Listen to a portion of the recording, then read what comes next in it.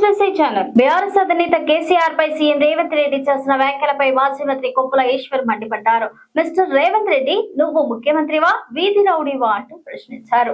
తెలంగాణ సాధించిన నాయకుడు కేసీఆర్ అని గుర్తు చేశారు. 14 ఏళ్లు అలుపెరగని పోరాటం చేసిన వీరుడు కేసీఆర్ అంటూ తెలిపారు. బీఆర్ఎస్ అధినేత కేసీఆర్ పై సీఎం రేవంత్ రెడ్డి చేసిన వ్యాఖ్యలపై మాజీ మంత్రి కొప్పుల ఈశ్వర్ మండిపడ్డారు. మిస్టర్ రేవంత్ రెడ్డి, నువ్వు ముఖ్యమంత్రివా, వీధి రౌడీవా అంటూ ప్రశ్నించారు. తెలంగాణ సాధించిన నాయకుడు కేసీఆర్ అని గుర్తు చేశారు. 14 ఏళ్లు అలుపెరగని పోరాటం చేసిన వీరుడు కేసీఆర్ అంటూ అన్నారు. జగిత్యాల్లో కొప్పుల ఈశ్వర్ మీడియా సమావేశంలో మాట్లాడుతూ బీఆర్ఎస్ లో చేరిన జీవన్ రెడ్డిని మాజీ మంత్రి కొప్పుల ఈశ్వర్ హృదయపూర్వకంగా స్వాగతం పలికారు. నిన్న జగిత్యాల సభను సక్సెస్ చేసిన ప్రతి ఒక్కరికి ధన్యవాదాలు అంటూ చెప్పుకొచ్చారు. అనంతరం రేవంత్ రెడ్డిపై నిప్పులు జరిగారు. నువ్వు ఇవాళ అనుభవిస్తున్న సీఎం సీటు కేసీఆర్ పెట్టిన భిక్ష అంటూ వ్యాఖ్యానించారు. నిన్న సీఎం రేవంత్ రెడ్డి చిల్లర మాటలు మాట్లాడిండు అంటూ మండిపడ్డారు. అవి ఒక ముఖ్యమంత్రి మాట్లాడాల్సిన మాటలు కావని అన్నారు. కేసీఆర్ ను ఉరితీయాలని రేవంత్ వాగుతున్నాడంటూ మండిపడ్డారు. ప్రాణాలు పరంగా పెట్టి తెలంగాణ సాధించినందుకు ఉరితీయాలా అంటూ ప్రశ్నించారు. ఎడారిగా ఉన్న తెలంగాణకు పుష్కలంగా నీళ్లు తెచ్చినందుకు ఉరితీయాలా అంటూ అడిగారు. 80 లక్షల మంది రైతులకు పంట సాయం అందించినందుక, 24 గంటల కరెంట్ ఇచ్చినందుక, గ్రామాలను అభివృద్ధి చేసినందుక ఎందుకు ఉరితీయాలో చెప్పాలంటూ నిలదీశారు. హామీలన్నీ చెత్తబుట్టలో వేసిన నిన్ను ఎన్నిసార్లు ఉరితీయాలంటూ ప్రశ్నించారు. రైతులను మోసం చేసిన నిన్ను ఎన్నిసార్లు ఉరితీయాలంటూ నిలదీశారు. ఎన్నికల ముందు 2000 పెన్షన్ 4000 చేస్తామన్నా ఏమైందంటూ రేవంత్ రెడ్డిని కొప్పుల ఈశ్వర్ నిలదీశారు. ఒక్కటన్నా అమలైందా ముఖ్యమంత్రి రేవంత్ రెడ్డి గారు? మేము అడుగుతున్నాం. నిన్నెన్నిసార్లు ఉరిదీయాలే?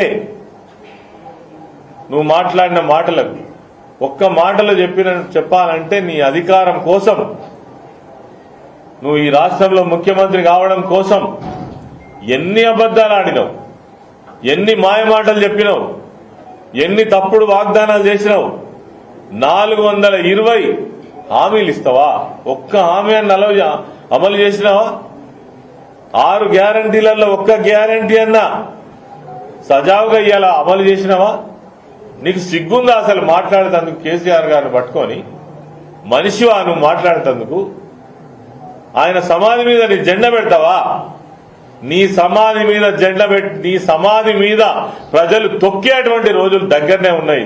గుర్తుపెట్టుకో రేవంత్ రెడ్డి. నోరు ఉంది కదా అని ఏది పడితే అని మాట్లాడు కాదు. అదేవిధంగా ప్రజలు ఆశీర్వదిస్తారట, తొక్కుకుంటా పోతారట. అంటే తొక్కుడు, అంటే ఈ హరాస్మెంట్ మాటలే చేస్తున్న జాలగాను. ఇప్పటికే 1000 మంది జీవితాలతోటి నీ హైడ్రా పేరు మీద హైదరాబాద్ లో కావచ్చు, రాష్ట్రంలో ఇతర ప్రాంతాల్లో కావచ్చు, నువ్వు హైడ్రా పేరు చెప్పి పేద ప్రజల ఉసురు తీస్తున్నది చాలా ఈ దొక్కుతున్నావు కదా. సీఎం రేవంత్ రెడ్డిని ఉద్దేశించి బీఆర్ఎస్ ప్రధాన కార్యదర్శి జీవన్ రెడ్డి సంచలన వ్యాఖ్యలు చేశారు. రేవంత్ రెడ్డి బీజేపీతో టచ్ లో ఉన్నారని, మధ్యవర్తిత్వం కోసం చంద్రబాబు ఉన్నారని ఆరోపణలు చేశారు. అదే సమయంలో చంద్రబాబు తనను కాపాడుతాడని సీఎం రేవంత్ రెడ్డి అనుకుంటున్నారంటూ పేర్కొన్నారు. ఇక తాను పార్టీ మారడంపై రేవంత్ రెడ్డి చేస్తున్న వ్యాఖ్యలపై జీవన్ రెడ్డి తీవ్ర విమర్శలు గుప్పించారు. జగిత్యాల్లో ప్రజా ఆశీర్వాద సభలో మాజీ సీఎం కేసీఆర్ ఆధ్వర్యంలో బీఆర్ఎస్ పార్టీలో చేరిన జీవన్ రెడ్డికి కండువా కప్పుకోగానే బీఆర్ఎస్ ప్రధాన కార్యదర్శి పదవి ఇస్తున్నట్లు ప్రకటించడం గమనార్హం.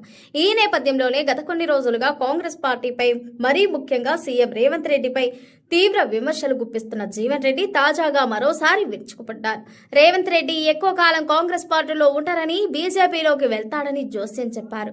ఇక రేవంత్ రెడ్డి బీజేపీలో చేరేందుకు ఏపీ సీఎం టీడీపీ అధినేత చంద్రబాబు నాయుడు ఉన్నారని విమర్శలు గుప్పించారు. చివరి వరకు కాంగ్రెస్ పార్టీలోనే ఉంటానని రేవంత్ రెడ్డి అనుకుంటున్నారని పేర్కొన్న జీవన్ రెడ్డి, కానీ ఆయన బీజేపీతో టచ్ లో ఉన్నారని జీవన్ రెడ్డి తాజాగా చేసిన ఆరోపణలు తీవ్ర దుమారం రేపుతున్నాయి. రేవంత్ రెడ్డికి బీజేపీకి మధ్య వారధిలా ఎలాగూ చంద్రబాబు నాయుడు ఉన్నారంటూ ఆరోపించారు. చంద్రబాబు తనను కాపాడుతాడని రేవంత్ రెడ్డి భ్రమపడుతున్నారంటూ జీవన్ రెడ్డి తీవ్ర స్థాయిలో విరుచుకుపడ్డారు. ఇక నిన్న జయశంకర్ భూపాలపల్లి జిల్లా కాటారం మండలం నస్తూర్పల్లి సభ వేదికగా తనపై రేవంత్ రెడ్డి చేసిన ఆరోపణలపైన జీవన్ రెడ్డి క్లారిటీ ఇచ్చారు. నాదెండ్ల భాస్కర్ రావు అంశం గురించి రేవంత్ రెడ్డి సోయి లేకుండా మాట్లాడుతున్నారని మండిపడ్డారు. నాదెండ్ల భాస్కర్ రావుకు కాంగ్రెస్ పార్టీ మద్దతుగా నిలిచిందంటూ గుర్తు చేశారు. ఎన్టీఆర్ హయాంలో నాదెండ్ల భాస్కర్ రావును మంత్రి పదవి నుంచి నుంచి తొలగించినప్పుడు ఆయనకు మద్దతుగా తాను మంత్రి పదవికి రాజీనామా చేసినట్లు వెల్లడించారు. తనను ఎవరూ మంత్రి పదవి నుంచి తొలగించలేదని తానే రాజీనామా చేసినట్లు జీవన్ రెడ్డి తేల్చి చెప్పారు. ఎన్టీ రామారావు ప్రభుత్వ హయాంలో ఏదైతుందో భాస్కర్ రావు గారిని ఎప్పుడైతే మంత్రివర్గంకి తొలగింప చేయడం జరిగిందో, భాస్కర్ రావు గారిని ఎప్పుడైతే మంత్రివర్గంకి తొలగింప చేయడం జరిగిందో, నేను ఆనాడు ఏదైతుందో నా మంత్రి పదవి నేను రాజీనామా చేసిన, నా మంత్రి పదవి నేను రాజీనామా చేసిన, నన్ను తొలగించలే. నా మంత్రి పదవి రాజీనామా చేసేది ఉందో, భాస్కర్ రావు గారిని మంత్రివర్గం తొలగించడం ఏదైతుందో ఇది సరైన నిర్ణయం కాదు అని చెప్పని భాస్కర్ రావు గారి పక్షం నిలబడ్డని చెప్పంటాను. నేను కాదా, కాంగ్రెస్ పార్టీ నిలబడ్డది, ఇందిరాగాంధీ నిలబడ్డది, కాంగ్రెస్ పార్టీ నిలబడ్డది.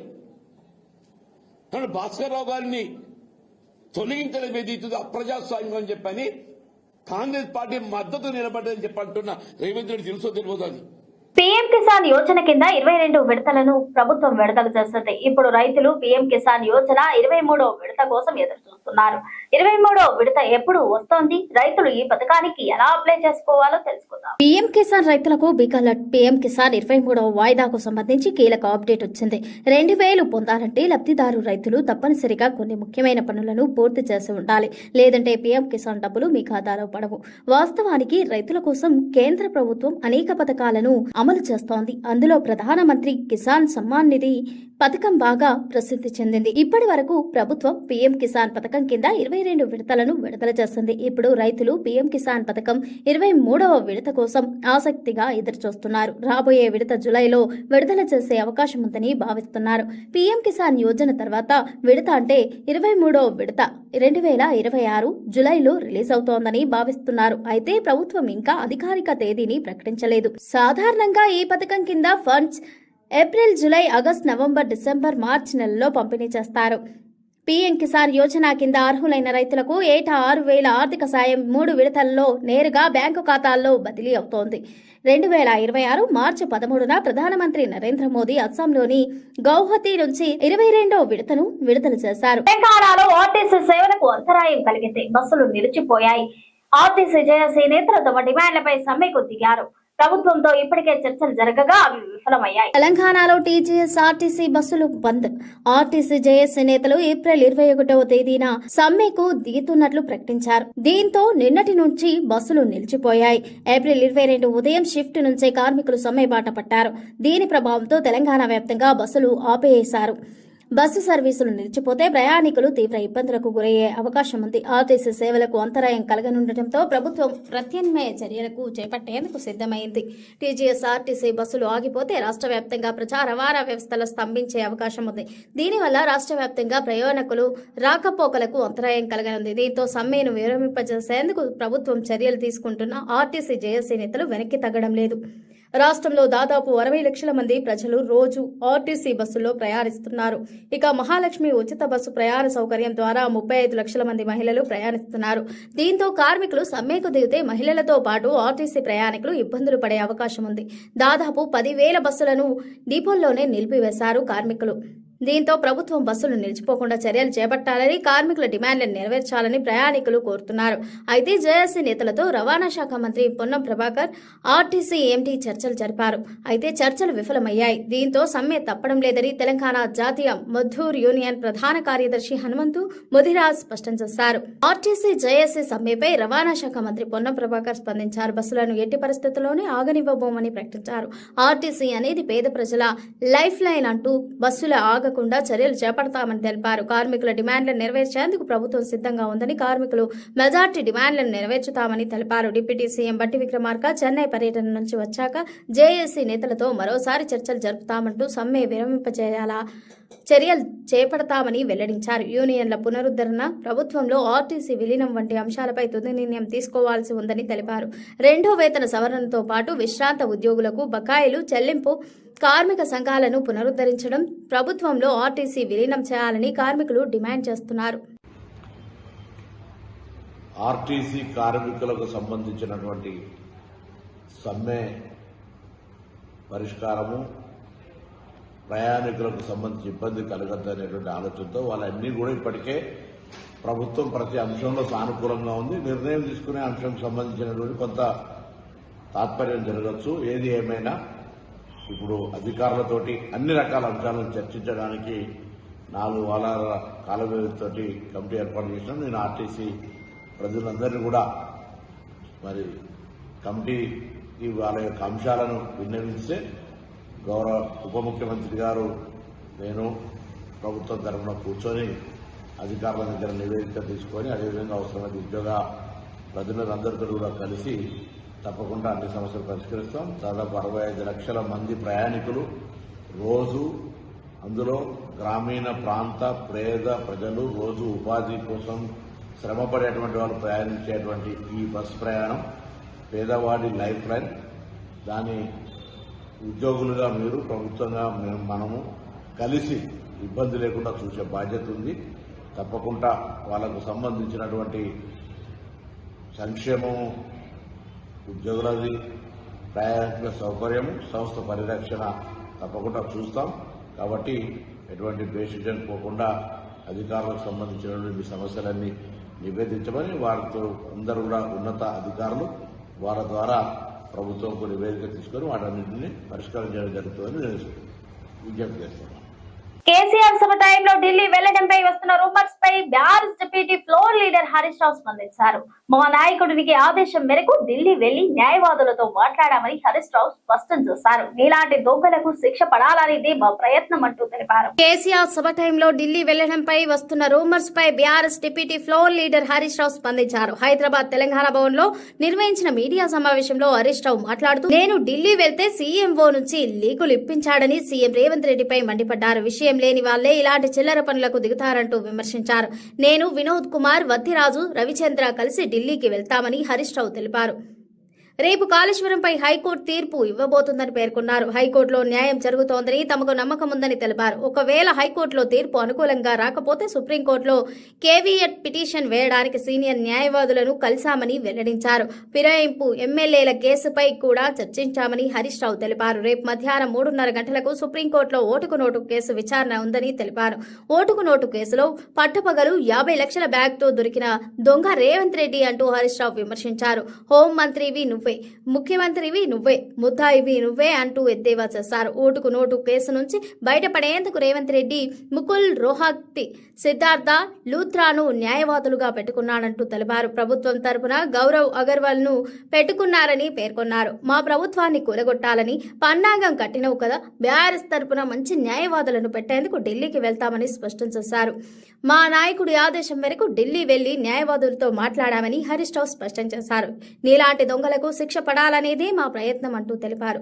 4.5 ఏళ్లుగా నువ్వు స్టే మీద బతుకుతున్నావని రేవంత్ రెడ్డిని ఉద్దేశించి వ్యాఖ్యానించారు. స్టే వెకెట్ అయితే జైలుకు వెళ్తావని హెచ్చరించారు. పొద్దుగాల కాంగ్రెస్, రాత్రిపూట బీజేపీతో తిరుగుడు రేవంత్ రెడ్డికి అలవాటంటూ విమర్శించారు.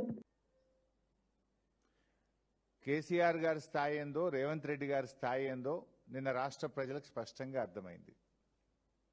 వేరియస్ సోషల్ మీడియా ప్లాట్ఫామ్స్ ఉంటాయి, టీవీ ఛానల్స్లో ఉండేటువంటి ఆన్లైన్ ఛానల్స్ కావచ్చు, అదర్ సోషల్ మీడియా ప్లాట్ఫామ్స్లో నిన్న చూస్తే కేసీఆర్ గారి ప్రసంగాన్ని 36 లక్షల మంది లైవ్లో చూడడం జరిగింది.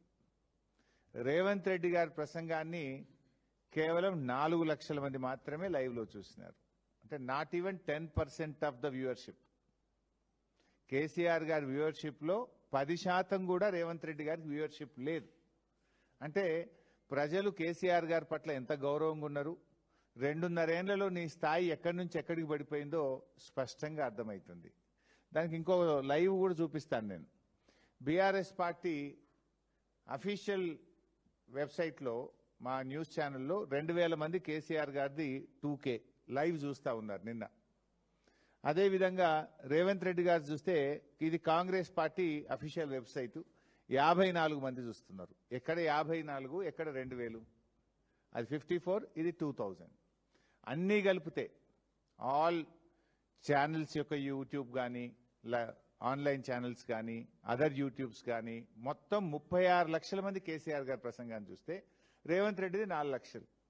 ఒకటేమైందంటే నువ్వు తెలిసినో తెలియక చేసినావో కానీ ఒకే సమయంలో జరగడం వల్ల దాని వ్యూవర్షిప్ ఎంత, దీని వ్యూవర్షిప్ ఎంత, ఎవరి రేటింగ్ ఏందో అర్థమైపోయింది ప్రజలకు. రేవంత్ రెడ్డి గారి స్థాయి ఏందో, కేసీఆర్ గారి స్థాయి ఏందో రాష్ట్ర ప్రజలకు మాత్రం కంపారిజన్ మాత్రం స్పష్టంగా అటు చూస్తే 2000 కనబడుతుంది, ఇటు చూస్తే 54 కనబడుతుంది, అటు చూస్తే లక్షల్లో ఉంటుంది, ఇటు చూస్తే వేలల్లో ఉంది. అంటే నీ పరిస్థితి ఏమైపోయిందో 2.5 సంవత్సరాల్లో ఇప్పటికన్నా తెలుసుకోను. ఇది వాల్టి బులెటిన్. మరో బులెటిన్ తో మళ్ళీ కలుద్దాం. Stay tune SBC channel. Welcome to SBC channel. BRS అధినేత కేసీఆర్ పై సీఎం రేవంత్ రెడ్డి చేసిన వ్యాఖ్యలపై మాజీ మంత్రి కొప్పుల ఈశ్వర్ మండిపడ్డారు. మిస్టర్ రేవంత్ రెడ్డి, నువ్వు ముఖ్యమంత్రివా, వీధి రౌడీవా అంటూ ప్రశ్నించారు. తెలంగాణ సాధించిన నాయకుడు కేసీఆర్ అని గుర్తు చేశారు. 14 ఏళ్లు అలుపెరగని పోరాటం చేసిన వీరుడు కేసీఆర్ అంటూ తెలిపారు. బీఆర్ఎస్ అధినేత కేసీఆర్ పై సీఎం రేవంత్ రెడ్డి చేసిన వ్యాఖ్యలపై మాజీ మంత్రి కొప్పుల ఈశ్వర్ మండిపడ్డారు. మిస్టర్ రేవంత్ రెడ్డి, నువ్వు ముఖ్యమంత్రివా, వీధి రౌడీవా అంటూ ప్రశ్నించారు. తెలంగాణ సాధించిన నాయకుడు కేసీఆర్ అని గుర్తు చేశారు. 14 ఏళ్లు అలుపెరగని పోరాటం చేసిన వీరుడు కేసీఆర్ అంటూ అన్నారు. జగిత్యాల్లో కొప్పుల ఈశ్వర్ మీడియా సమావేశంలో మాట్లాడుతూ బీఆర్ఎస్ లో చేరిన జీవన్ రెడ్డిని మాజీ మంత్రి కొప్పుల ఈశ్వర్ హృదయపూర్వకంగా స్వాగతం పలికారు. నిన్న జగిత్యాల సభను సక్సెస్ చేసిన ప్రతి ఒక్కరికి ధన్యవాదాలు అంటూ చెప్పుకొచ్చారు. అనంతరం రేవంత్ రెడ్డిపై నిప్పులు జరిగారు. నువ్వు ఇవాళ అనుభవిస్తున్న సీఎం సీటు కేసీఆర్ పెట్టిన భిక్ష అంటూ వ్యాఖ్యానించారు. నిన్న సీఎం రేవంత్ రెడ్డి చిల్లర మాటలు మాట్లాడిండు అంటూ మండిపడ్డారు. అవి ఒక ముఖ్యమంత్రి మాట్లాడాల్సిన మాటలు కావని అన్నారు. కేసీఆర్ ను ఉరితీయాలని రేవంత్ వాగుతున్నాడంటూ మండిపడ్డారు. ప్రాణాలు పరంగా పెట్టి తెలంగాణ సాధించినందుకు ఉరితీయాలా అంటూ ప్రశ్నించారు. ఎడారిగా ఉన్న తెలంగాణకు పుష్కలంగా నీళ్లు తెచ్చినందుకు ఉరితీయాలా అంటూ అడిగారు. 80 లక్షల మంది రైతులకు పంట సాయం అందించినందుక, 24 గంటల కరెంట్ ఇచ్చినందుక, గ్రామాలను అభివృద్ధి చేసినందుక ఎందుకు ఉరితీయాలో చెప్పాలంటూ నిలదీశారు. హామీలన్నీ చెత్తపుట్టలో వేసిన నిన్ను ఎన్నిసార్లు ఉరితీయాలంటూ ప్రశ్నించారు. రైతులను మోసం చేసిన నిన్ను ఎన్నిసార్లు ఉరితీయాలంటూ నిలదీశారు. ఎన్నికల ముందు 2000 పెన్షన్ 4000 చేస్తామన్నా ఏమైందంటూ రేవంత్ రెడ్డిని కొప్పుల ఈశ్వర్ నిలదీశారు. ఒక్కటన్నా అమలైందా ముఖ్యమంత్రి రేవంత్ రెడ్డి గారు? మేము అడుగుతున్నాం. నిన్నెన్నిసార్లు ఉరిదీయాలి? నువ్వు మాట్లాడిన మాటలకు ఒక్క మాటలో చెప్పాలంటే నీ అధికారం కోసం, నువ్వు ఈ రాష్ట్రంలో ముఖ్యమంత్రి కావడం కోసం ఎన్ని అబద్దాలు ఆడినావు, ఎన్ని మాయమాటలు చెప్పినావు, ఎన్ని తప్పుడు వాగ్దానాలు చేసినావు. 420 హామీలు ఇస్తావా? ఒక్క హామీ అన్న అమలు చేసినావా? 6 గ్యారంటీలలో ఒక్క గ్యారంటీ అన్నా సజావుగా ఇవాళ అమలు చేసినావా? నీకు సిగ్గుందా అసలు మాట్లాడేందుకు? కేసీఆర్ గారిని పట్టుకొని మనిషివా నువ్వు మాట్లాడేందుకు? ఆయన సమాధి మీద నీ జెండా పెడతావా? నీ సమాధి మీద జెండా పెట్టి, నీ సమాధి మీద ప్రజలు తొక్కేటువంటి రోజులు దగ్గరనే ఉన్నాయి. గుర్తుపెట్టుకో రేవంత్ రెడ్డి. నోరు ఉంది కదా అని ఏది పడితే అది మాట్లాడు కాదు. అదే విధంగా ప్రజలు ఆశీర్వదిస్తేనట తొక్కుకుంటా పోతారట. అంటే తొక్కుడు, అంటే ఈ హరాస్మెంట్ మాటలే చేస్తున్న జాలగాను. ఇప్పటికే వేల మంది జీవితాలతోటి నీ హైడ్రా పేరు మీద హైదరాబాద్ లో కావచ్చు, రాష్ట్రంలో ఇతర ప్రాంతాల్లో కావచ్చు, నువ్వు హైడ్రా పేరు చెప్పి పేద ప్రజల ఉసురు తీస్తున్నది జాలదా? ఈ దొక్కుతున్నావు కదా. సీఎం రేవంత్ రెడ్డిని ఉద్దేశించి బీఆర్ఎస్ ప్రధాన కార్యదర్శి జీవన్ రెడ్డి సంచలన వ్యాఖ్యలు చేశారు. రేవంత్ రెడ్డి బీజేపీతో టచ్ లో ఉన్నారని, మధ్యవర్తిత్వం కోసం చంద్రబాబు ఉన్నారని ఆరోపణలు చేశారు. అదే సమయంలో చంద్రబాబు తనను కాపాడుతాడని సీఎం రేవంత్ రెడ్డి అనుకుంటున్నారంటూ పేర్కొన్నారు. ఇక తాను పార్టీ మారడంపై రేవంత్ రెడ్డి చేస్తున్న వ్యాఖ్యలపై జీవన్ రెడ్డి తీవ్ర విమర్శలు గుప్పించారు. జగిత్యాల్లో ప్రజా ఆశీర్వాద సభలో మాజీ సీఎం కేసీఆర్ ఆధ్వర్యంలో బీఆర్ఎస్ పార్టీలో చేరిన జీవన్ రెడ్డికి కండువా కప్పుకోగానే బీఆర్ఎస్ ప్రధాన కార్యదర్శి పదవి ఇస్తున్నట్లు ప్రకటించడం గమనార్హం.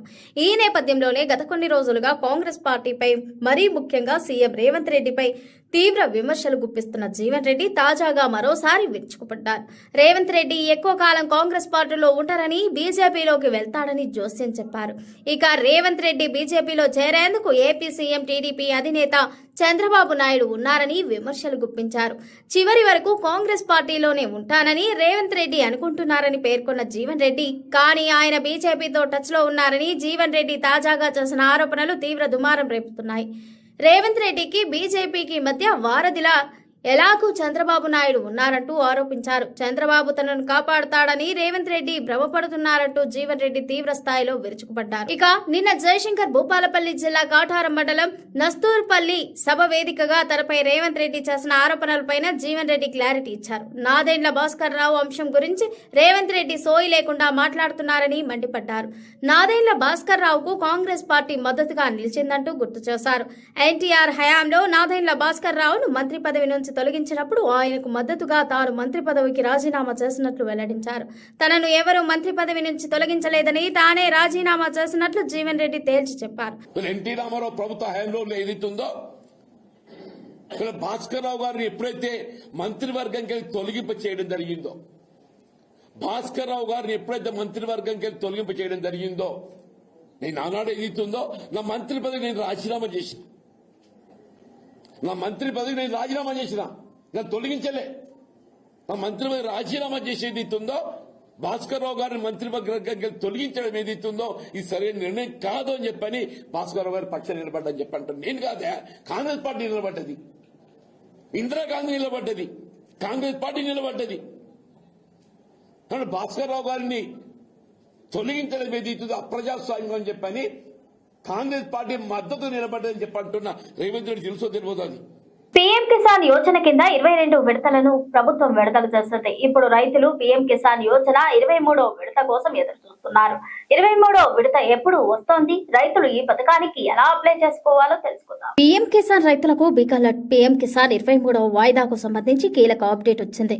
2000 పొందాలంటే లబ్ధిదారు రైతులు తప్పనిసరిగా కొన్ని ముఖ్యమైన పనులను పూర్తి చేసి ఉండాలి. లేదంటే పీఎం కిసాన్ డబ్బులు మీ ఖాతాలో పడవు. వాస్తవానికి రైతుల కోసం కేంద్ర ప్రభుత్వం అనేక పథకాలను అమలు చేస్తోంది. అందులో ప్రధానమంత్రి కిసాన్ సమ్మాన్ నిధి పథకం బాగా ప్రసిద్ధి చెందింది. ఇప్పటి వరకు ప్రభుత్వం పీఎం కిసాన్ పథకం కింద 22 విడతలను విడుదల చేసింది. ఇప్పుడు రైతులు పీఎం కిసాన్ పథకం 23వ విడత కోసం ఆసక్తిగా ఎదురుచూస్తున్నారు. రాబోయే విడత జులైలో విడుదల చేసే అవకాశం ఉందని భావిస్తున్నారు. పీఎం కిసాన్ యోజన తర్వాత విడత అంటే 23వ విడత 2026 జులైలో రిలీజ్ అవుతోందని భావిస్తున్నారు. అయితే ప్రభుత్వం ఇంకా అధికారిక తేదీని ప్రకటించలేదు. సాధారణంగా ఈ పథకం కింద funds April, July, August, November, December, మార్చి నెలల్లో పంపిణీ చేస్తారు.